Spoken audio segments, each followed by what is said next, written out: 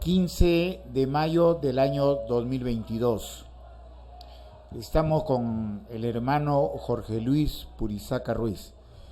5 minutos de reflexión. Ese es el nombre del programa, pero se puede extender 10 minutos, 15 minutos, 20 minutos, 30 minutos.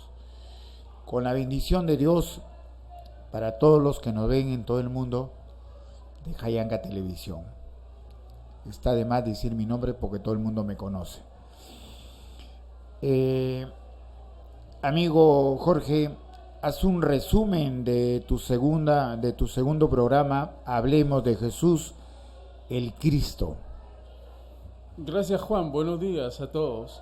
Y en resumen diríamos que la segunda lección fue orientada a la primera profecía del Señor Jesucristo, que se trató de que Él sería de la simiente de una mujer, nacería Él, y también bendeciría a todas las naciones. Llegamos a la conclusión que, si bien es cierto, muchos creemos de que el pecado entró a través de la debilidad de la mujer y se trasladó hacia el hombre, también Dios está aquí restituyendo a la mujer y haciendo que la mujer sea protagonista del plan de redención para bendecir a todas las naciones. Eso fundamentalmente fue el resumen del tema anterior.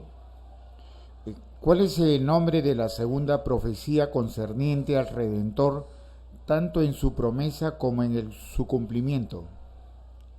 El título es Sería descendiente de Abraham, y las citas que estamos utilizando es Génesis capítulo 18, versículo 18, que dice: habiendo de ser Abraham una nación grande y fuerte, y habiendo de ser benditas en él todas las naciones de la tierra.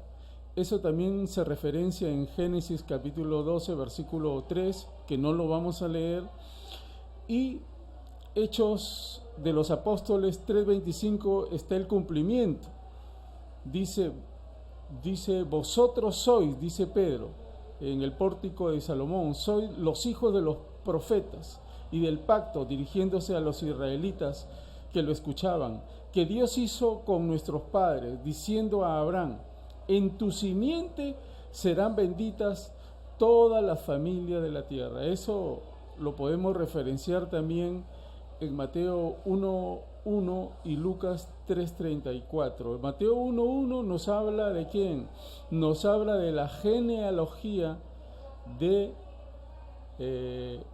José y María, y también Lucas nos habla de la misma genealogía, pero hablemos solamente. Mateo 1:1 dice: libro de la genealogía de Jesucristo, hijo de David, hijo de Abraham. Y el 11 y el 16 dice: y Jacob engendró a José, marido de María, de la cual nació Jesús, llamado el Cristo. Y la otra cita que también habla de la genealogía es Lucas 3:23, que dice: Jesús mismo, al comenzar su ministerio, era de 30 años, hijo, según se creía, de José, hijo de Elí.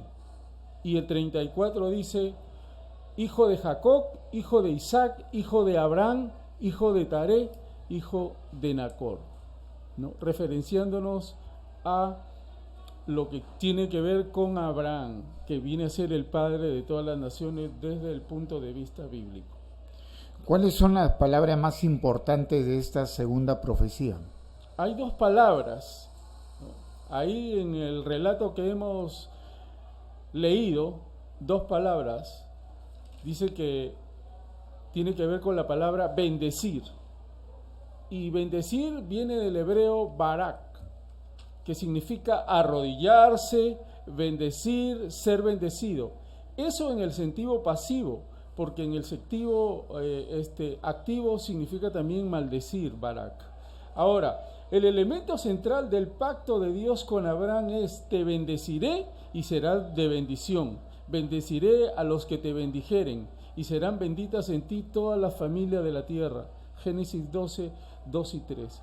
Esta bendición sobre las naciones se repite en Génesis 18, 18, que ya habíamos leído, Y en todos los casos, la bendición de Dios se dirige a las naciones, a través de Abraham o a través de su simiente, que es Cristo. Entonces, esta sería la palabra, una de las palabras más importantes. Ahora, la otra palabra, para terminar este punto, es la palabra pacto, que algunos también la relacionamos con alianza.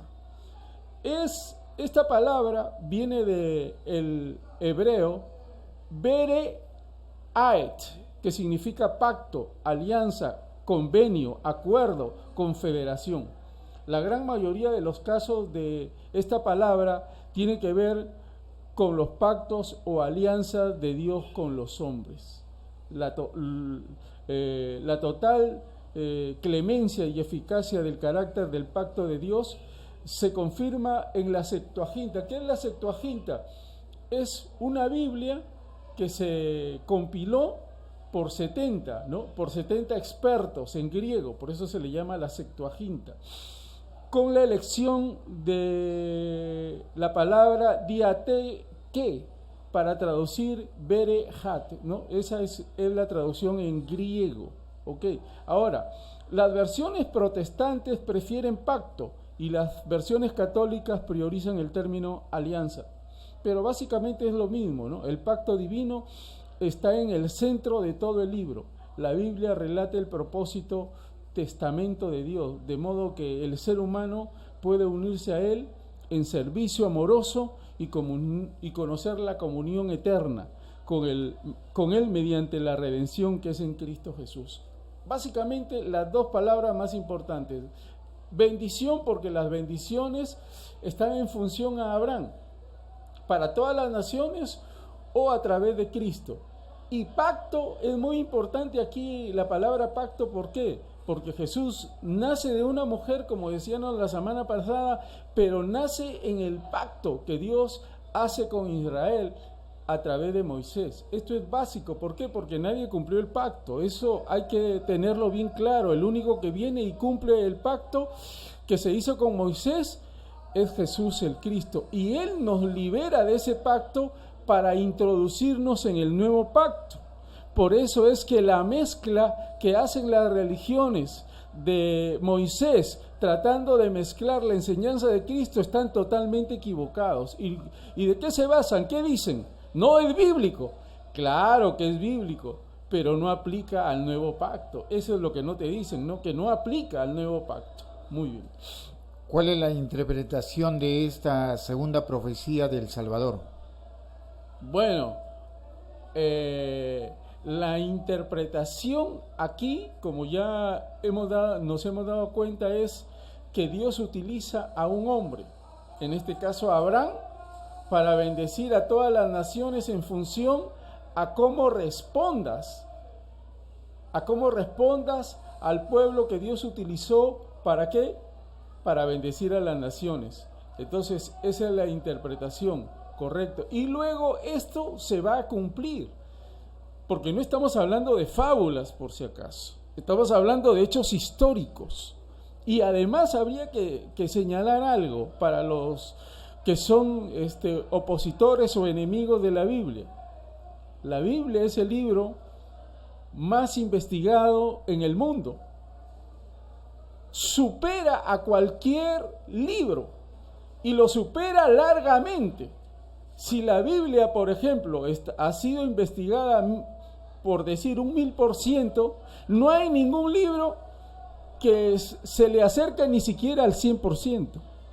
¿Por qué? Porque sencillamente la Biblia es un libro que no miente, que tiene profecía y que tiene cumplimientos. Entonces, por eso es que es importante hablar de esto, ¿no? No podemos cegarnos, ¿no? El ser humano a veces está en función de creer fábulas, pero no quiere creer la historia, ¿no? Entonces, eso es muy importante. Ahí estaría la interpretación. Dios utilizando a Abraham para bendecir por medio de su simiente a todas las naciones. Entonces, cuando un ser humano quiere bendición de Dios, tiene que hacerlo a través de la simiente que es Cristo. Esa sería la interpretación. ¿Hay alguna aplicación de las citas referenciales en esta segunda profecía en la venida de Jesús el Cristo? Hay muchas aplicaciones, pero yo me voy a remitir porque como vamos a estar conversando de este punto de Jesús, hay mucho que hablar. Entonces ahí vamos a estar reiterando algunas cosas, pero la mayor aplicación que podemos tener es, Dios quiere bendecir a todas las naciones, pero lo hace a través de su simiente. No hay otra manera de que Dios bendiga al ser humano, a su país, a su nación, a su distrito. Si mi distrito, si mi provincia, si mi departamento, si mi región, si mi país no quiere una bendición del Dios vivo y verdadero, tiene que hacerlo a través de Jesús. Esa es la aplicación. Si queremos ser bendecidos, tenemos que hacerlo a través de Jesús. Pero ¿qué sucede? Que nosotros no sabemos la historia, pues ese es el gran problema. Mucha gente no sabe la historia, no sabe cómo es que llegó al momento histórico que está viviendo hoy, no sabe por qué hay personas que no entienden que Dios es espíritu y quieren transmitir su adoración a través de lo que ven, pero Dios es espíritu. Entonces, para entender eso, yo le diría, y esto va para cualquiera que habla de Dios, porque a veces veo que hay predicadores protestantes que se la agarran contra la gente por su ignorancia, ¿no? Y le dan duro a la gente, pero estoy seguro que nunca han leído lo que todo predicador tiene que leer, además de la Biblia, el primer informe. Si eres un predicador, aquí en el Perú tienes que leer el primer informe que hizo don José de Acosta en el siglo XVI. Tienes que leerlo, porque si no, entonces estás hablando de ignorancia también. ¿Qué hizo don José de Acosta? ¿Quién lo mandó a don José de Acosta? Don José de Acosta era un padre jesuita. Y don José de Acosta sabe más Biblia que muchos predicadores, sabía más Biblia que muchos predicadores de ahora. Si tú leyeras el informe de don José de Acosta, te vas a quedar espantado de cómo utiliza el texto bíblico a lo largo de ese informe. ¿Y qué cosa dice en ese informe? ¿Cómo se llama el informe? De Procuranda Indorum Solut. ¿A quién se lo escribe? A la infanta Cristina. ¿Quién revisa ese informe? La Santa Inquisición, y le hace muchas observaciones. Pero ¿qué cosa dice ahí? Yo por eso es que no me atrevo a juzgar a nadie, ni a despotricar de la fe de nadie, porque he leído ese informe y José de Acosta le dice, están haciendo mal la evangelización, porque a nosotros nos decían las Indias, por si acaso, a nosotros, los que estábamos en América Latina, los europeos, en especial los españoles, nos decían las Indias. En las Indias se está enseñando mal el evangelio, decía José de Acosta en su informe. ¿Y a qué conclusión llegó? Porque se les enseñó y se les dijo que utilizaran sustitución simbólica. Ahí está la clave, sustitución simbólica. ¿Qué significaba la sustitución simbólica?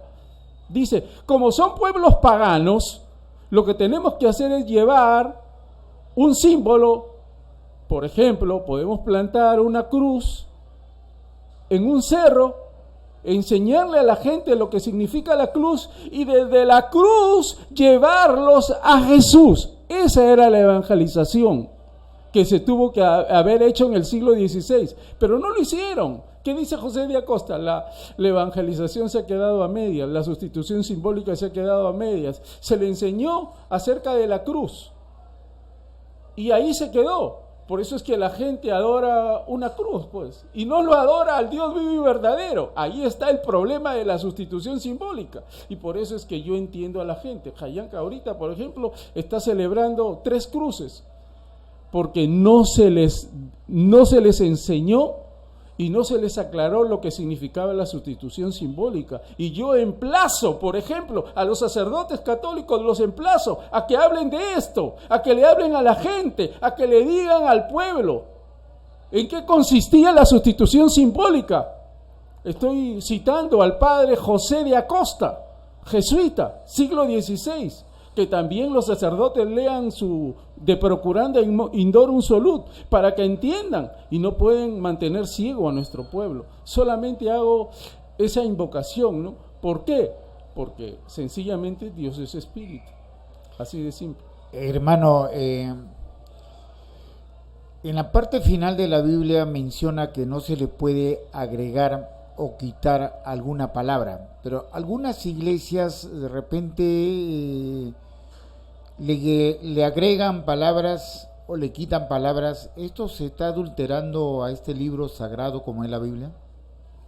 En la práctica sí. Si bien es cierto, hay movimientos que no, o congregaciones que se llaman iglesia, evidentemente, aunque la iglesia es una sola, porque la iglesia fue creada por Dios desde antes de la fundación del mundo. Capítulo 1, versículo 4 de Efesios, para los que me puedan cuestionar. Dios ha creado la iglesia desde antes de la fundación del mundo, y lo que hay son congregaciones o iglesias locales. Y entonces, este tipo de congregaciones o iglesias locales, que como yo he dicho siempre, y lo sigo sosteniendo, cualquiera puede predicar el evangelio, porque Pablo, por ejemplo, en la carta a Filipenses capítulo 1, arriba del versículo 18, dice: muchos predican el evangelio por envidia y por contienda. O sea que cualquiera puede predicar el evangelio. El problema está en que nosotros enseñemos lo que dice la palabra de Dios. Ahora, con respecto a tu pregunta, tú dices, se le está agregando. Si bien es cierto, hay movimientos que no le han agregado. Yo, por ejemplo, sí te puedo decir que al texto no le han agregado nada, ¿no? Pero sí hay movimientos que sí le han agregado. Por ejemplo, te voy a citar dos, con mucho respeto lo voy a hacer. Los que se hacen llamar santos de los últimos días han tratado de sustituir el texto bíblico por un libro que le llaman el libro del Mormón. Y el texto bíblico no se le puede agregar nada porque es un texto histórico, donde la antropología y la arqueología han dicho que todo lo que dice la Biblia es real. Pero sin embargo, lo que dice el libro del Mormón es un invento, y eso también lo ha dicho la arqueología y también lo ha dicho la antropología, que toda esa sociedad que se inventan ahí en el libro del Mormón, todo eso es falso. Los animales que ahí aparecen, los lugares, etcétera, todo eso no ha existido, es falso. Ahí está la diferencia. Eso es uno. También hay movimientos como los Testigos de Jehová, que también han alterado el texto bíblico porque tienen un problema. Ellos tienen un problema que no entienden que Jesús es Dios, y entonces lo quieren rebajar a Jesús, ¿no? Entonces, como lo quieren rebajar, han alterado textos. Pero lo tercero te voy a decir, pero también hay movimientos que, si bien es cierto, no han alterado el texto bíblico, en la práctica están haciendo enseñanzas que no se sustentan en el texto bíblico. Y entonces también eso es alterar las Sagradas Escrituras. Y unos están enseñando cosas que no se aplican. Por ejemplo, te estaba hablando del pacto con Moisés, pero también te estoy hablando del nuevo pacto, que viene a certificar lo que Dios le promete a Abraham.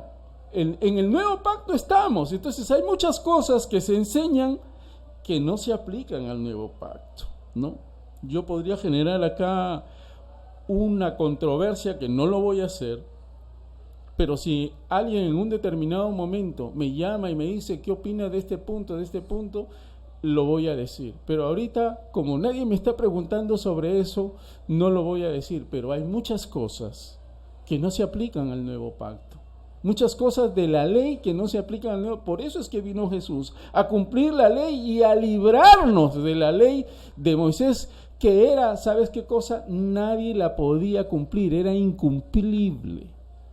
En el nuevo pacto, por eso es que Juan en el capítulo 1 dice: con Moisés vino la ley, pero con Jesús vino, ¿sabes qué cosa? La verdad y la gracia que sobreabunda. Entonces, nosotros tenemos que vivir en la verdad y en la gracia, no en el pacto antiguo, sino en el nuevo pacto. Entonces, hay muchos movimientos que están sencillamente, por ejemplo, ¿por qué hay gente que se viste de manera distinta?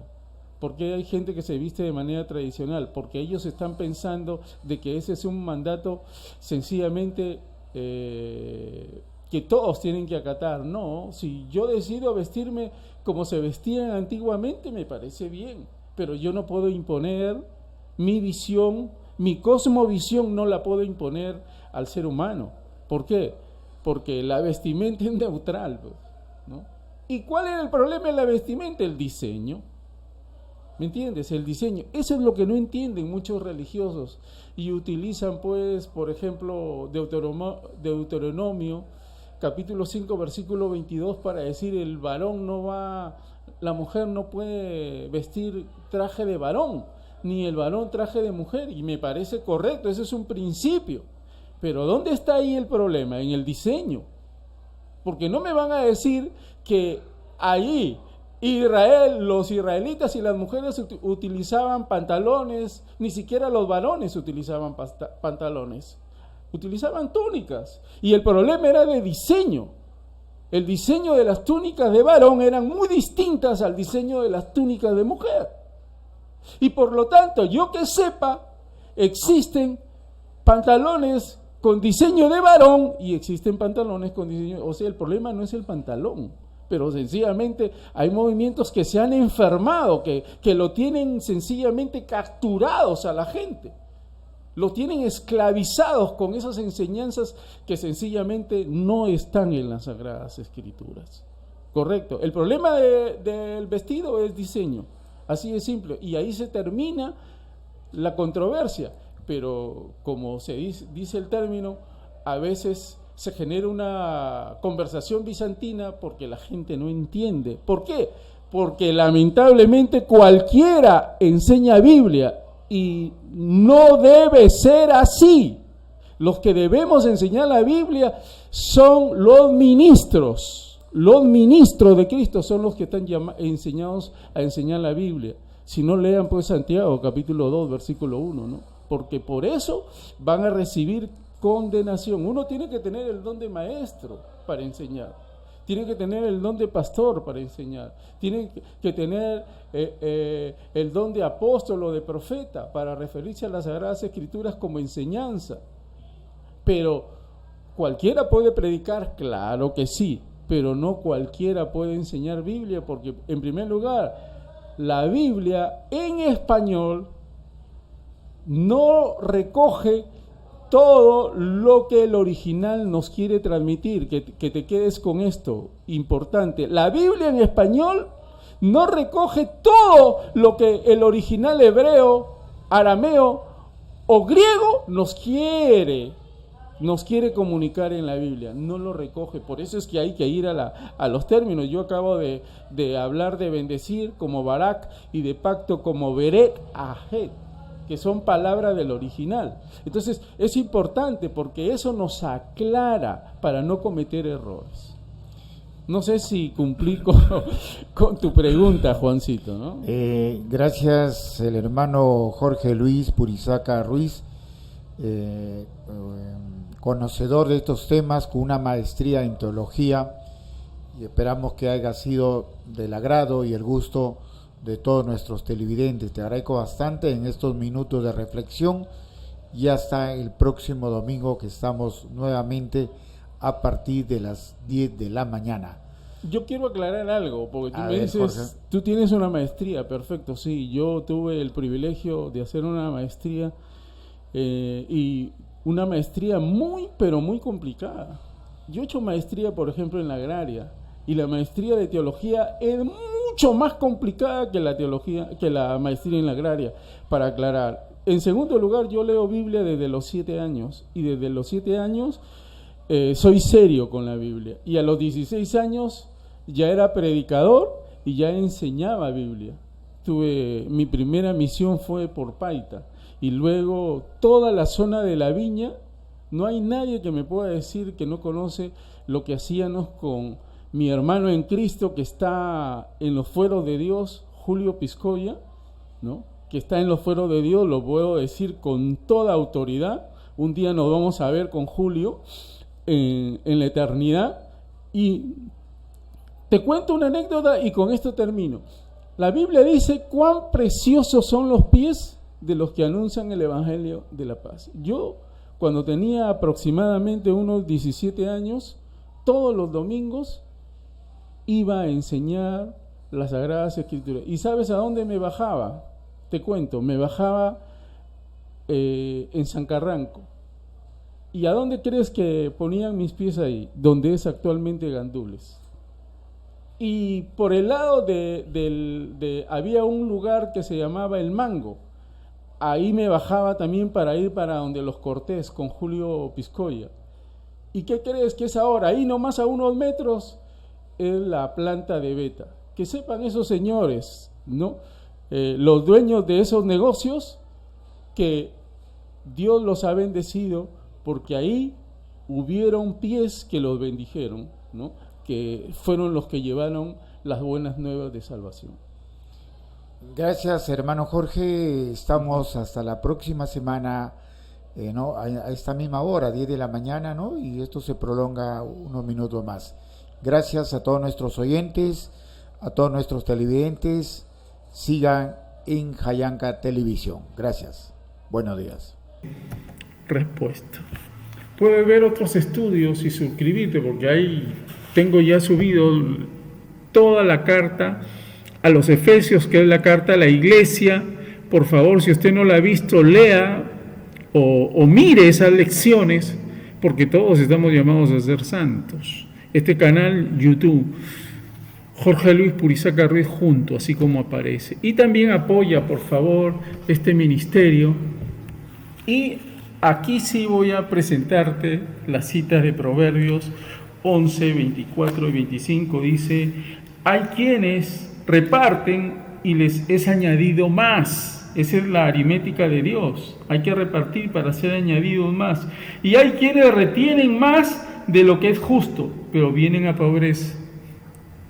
La avaricia, lo que quiere decir el proverbista, trae pobreza más bien. El alma generosa será prosperada, y el que saciare, él también será saciado. Y hay que mirar también Gálatas, es una cita muy buena, Gálatas, en el capítulo número 6, miremos Gálatas en el capítulo 6, versículo del 6 al 9, el que es enseñado en la palabra, haga partícipe de toda cosa buena al que lo instruye. Si has sido bendecido por este estudio, haz lo que te dice la Escritura. No os engañéis, Dios no puede ser burlado, pues todo lo que el hombre sembrare, eso también segará. Por el que siembra para su carne, de la carne segará corrupción, mas el que siembra para el Espíritu, del Espíritu segará vida eterna. No nos cansemos, pues, de hacer el bien, porque a su tiempo segaremos si no desmayamos. Que la gracia de Dios que las riquezas de la gracia de Dios nos continúen bendiciendo en todo.